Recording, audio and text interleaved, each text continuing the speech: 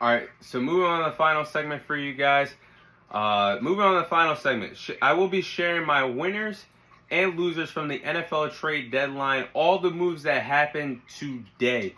There was a lot of trades that happened. I know there were some trades that happened last week before the trade deadline happened. But today I will be covering all the winners from the trade deadline today and all the losers from the trade deadline today. So let's go ahead and get to it. It was a jam-packed day for trades in the National Football League. Winners, right off the bat, I'm going to go with the Minnesota Vikings.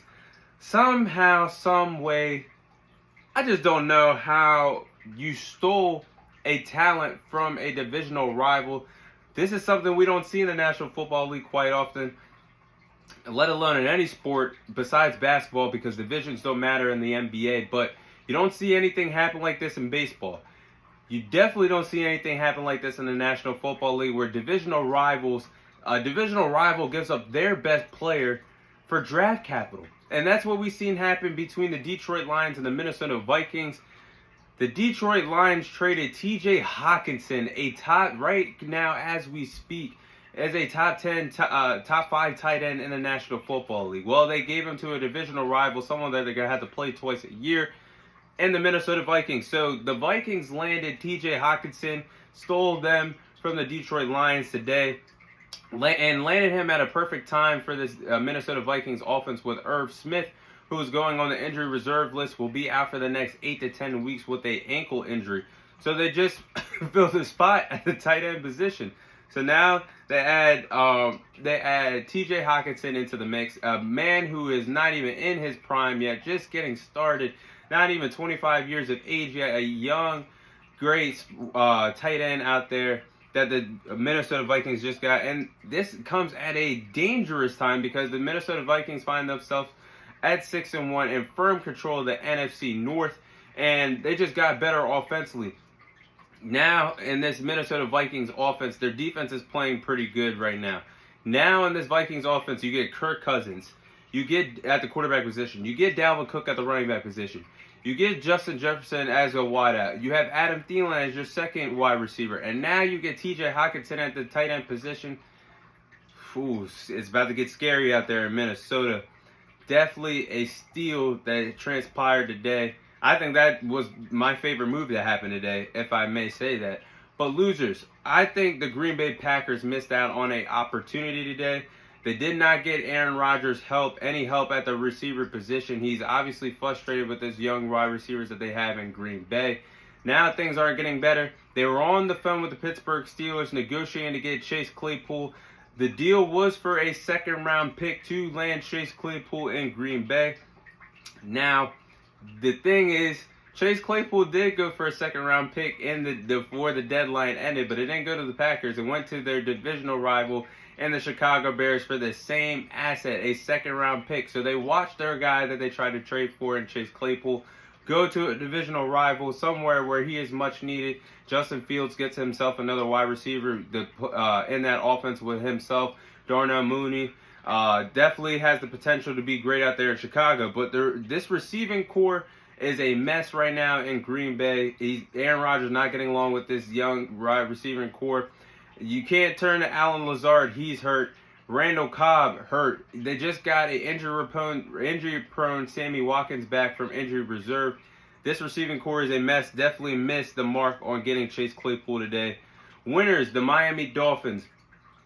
Just when this team finds themselves starting to get things going again, find themselves back in the win column after suffering 3 straight losses, they added a much-needed defensive pass rusher, and Nick Chubb. Took him, acquired him from the Denver Broncos. This defensive pass rush for the Miami Dolphins has been weak. They have only had 15 sacks in throughout 8 weeks of the National Football League so far. That's unacceptable for any defensive pass rush, especially for a team as good and as talented as the Miami Dolphins are. Now they get themselves better on the defensive line, adding Bradley Chubb to the defensive line.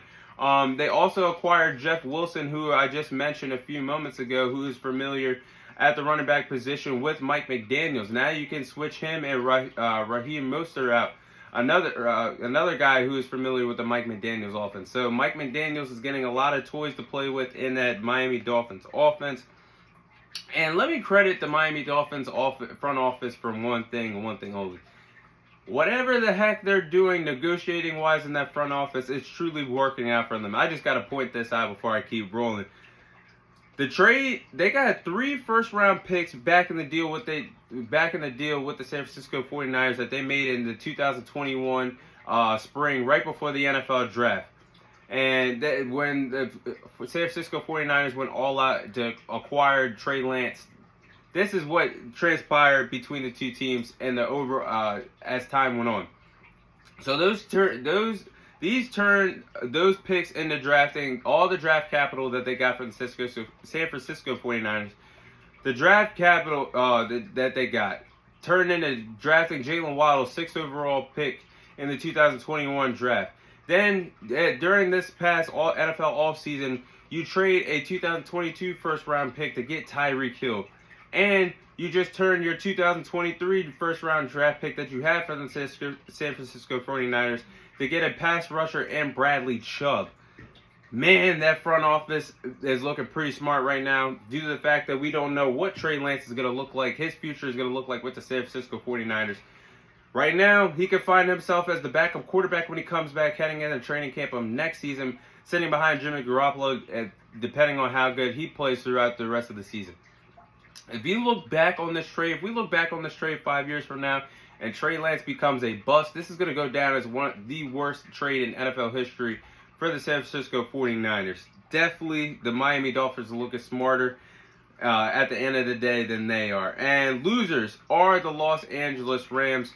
Remember when the front office last year around this time went all in to win a Super Bowl, which paid off for them, but they had this mantra. The front office said, F them picks. Last year. Remember when they got Von Miller for a second-round pick? Remember when they got Odell Beckham from the Cleveland Browns, and they traded, and those two players helped contribute for the Los Angeles Rams winning a Super Bowl? Where's that same energy this year in 2022 when you find yourselves at 3-4 as the reigning defending Super Bowl champions? Well, they failed to make a splash to keep up with the San Francisco 49ers, who had their number as we speak right now. Swept them in their 2 meetings, blew the brakes off of them at home at San Francisco on Monday night. Just beat them in Los Angeles at the Rams Stadium, which looked like a home game for the San Francisco 49ers. Blew them out in both locations. Definitely have the safe lead if it comes down to tiebreakers in the NFC West. You don't make any splash moves to keep up with them. They failed to acquire Brian Burns. Offered the Carolina Panthers several first-round picks to acquire Brian Burns, one of the best young defensive pass rushers in the NFL today. Failed to acquire him, and failed to fill in the following gaps that this team lacks. Offensive line has taken a tremendous dip of how good they looked last year. Offensive line looks terrible. One of the worst offensive lines in football right now. You're talking about a gap at the running back position. You could have traded for Alvin Kamara.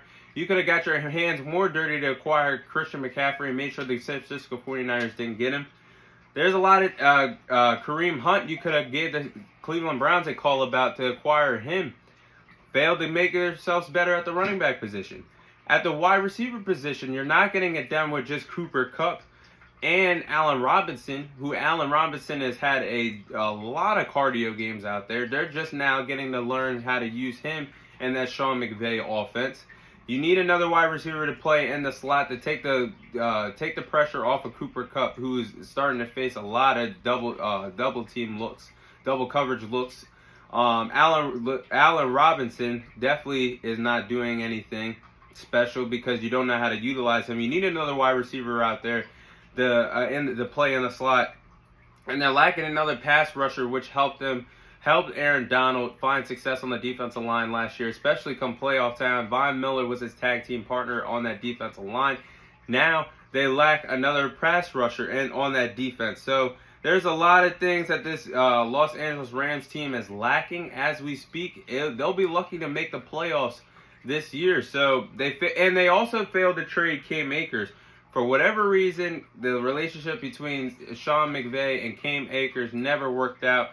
And they're most likely going to have to release this young, talented 23-year-old running back that they just drafted in the 2020 draft. And second-round prospect from Florida State that they just got a few years ago. So, and the potential was there. We saw it.